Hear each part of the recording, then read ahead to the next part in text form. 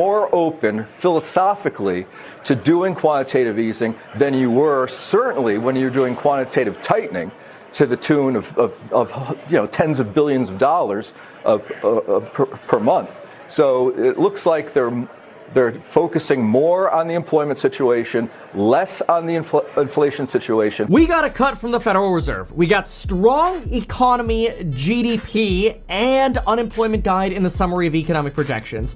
And we got a really dovish Jerome Powell suggesting that jobs could be plummeting to the tune of 20,000 jobs per month because he thinks the Bureau of Labor Statistics is overstating the jobs report by 60,000 jobs per month, which is the reason that they gave for cutting 25 basis points.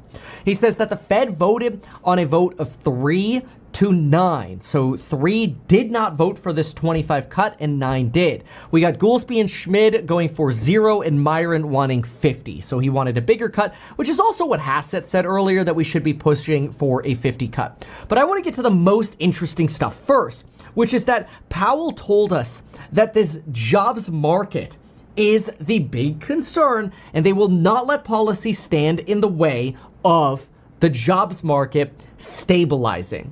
They say that the jobs market weakened more than they expected, which contributed to this cut. And while they think that tariff effects are basically going to expire in Q1, in other words, peak out, so as long as we don't get any new tariff announcements, we're going to peak out on inflation in the first quarter, and then it's down on inflation from there, and we should be able to support the jobs market. Now, he says we're at neutral now, which is a little bit hawkish, right? Because it's like, wait, so no more cuts? But he's also basically telling you, hey, look, no more cuts.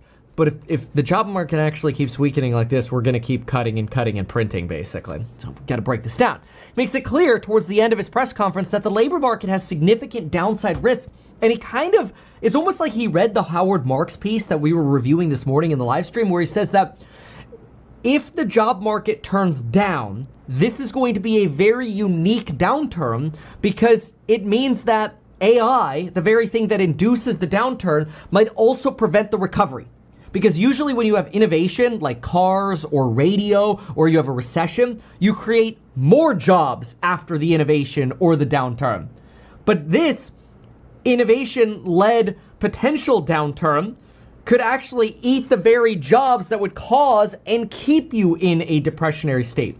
And so he's basically telling the market, hey, listen, guys, right now we think we're good, but we are ready to run this freaking money printer. We are so freaking ready. And this is broadly bullish. I think this is why markets are like, yes, we're going up. We broke right through 6